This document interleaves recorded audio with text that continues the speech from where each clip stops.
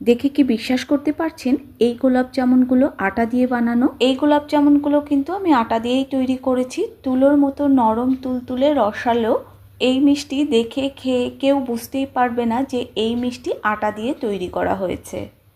তাই আর অনেক দাম দিয়ে মিষ্টির দোকান থেকে গোলাপ জামুন কিনে আনতে হবে না। আপনারা খুব সহজেই যখন মন চাইবে এই মিষ্টি বানিয়ে খেতে পারবেন। মিষ্টিটা তৈরি করার জন্য প্রথমে আমি শিরাটা বানিয়ে নেব।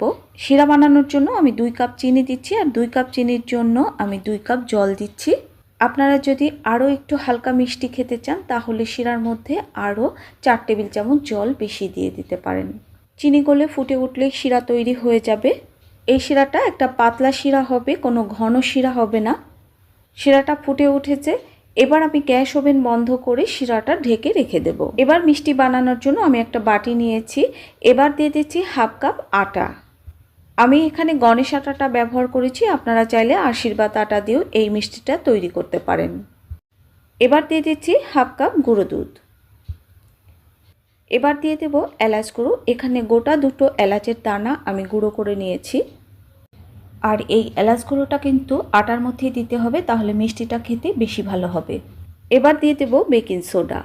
চিমটিতে ঠিক যতটুকু ওঠে 1 চিমটি দেব। আমি কতটা বেকিং সোডা দিচ্ছি আমি চামচে নিয়ে মেপে দেখাচ্ছি। আমরা বাড়িতে যে চায়ের চামচ ব্যবহার করি আমি সেই চামচেই মেপে দেখাচ্ছি। আমি 1 চিমটির একটু বেশি বেকিং সোডা দেব, যেহেতু আমি আটা দিয়ে মিষ্টিটা তৈরি করছি। আরও একটু বেকিং সোডা দিয়ে দিচ্ছি, খুব সামান্য। এবার সব উপকরণ ভালো করে মিশিয়ে নেব। একটু সময় ধরে ভালো করে মিশিয়ে নিতে হবে। আর আটা দিয়ে যখন মিষ্টি করবেন এলাচ গুঁড়োটা কিন্তু আটার মধ্যে ভালোভাবে মিশিয়ে দেবেন, শিরার মধ্যে দেবেন না, কারণ আটার একটা গন্ধ থাকে। শিরার মধ্যে এলাচ দিলে আটার একটা গন্ধ কিন্তু মিষ্টির মধ্যে থেকে যেতে পারে। এবার দিয়ে দিচ্ছি হাফ টেবিল চামচ ঘি। আপনাদের কাছে যদি ঘি না থাকে ঘির পরিবর্তে তেল ব্যবহার করতে পারেন, ডালডা ব্যবহার করতে পারেন। মিষ্টির মধ্যে শুধু তেল ব্যবহার না করাই ভালো। যদি তেল ব্যবহার করেন তার সাথে একটু ডালডা মিশিয়ে ব্যবহার করবেন, তাহলে মিষ্টিগুলো খেতে অনেক টেস্টি হবে। আর হাত দিয়ে এভাবে ঘষে ঘষে আটাগুলোকে মিশিয়ে নিতে হবে সব কিছুর মধ্যে। এভাবে ঘষে ঘষে মেশালে আটাগুলো দানা দানা হবে, আর খেতে মিষ্টিগুলো একদম ছানার মিষ্টির মতো হবে। আটা দিয়ে যে এত সুন্দর মিষ্টি হয় আপনারা না বানালে বুঝতে পারবেন না।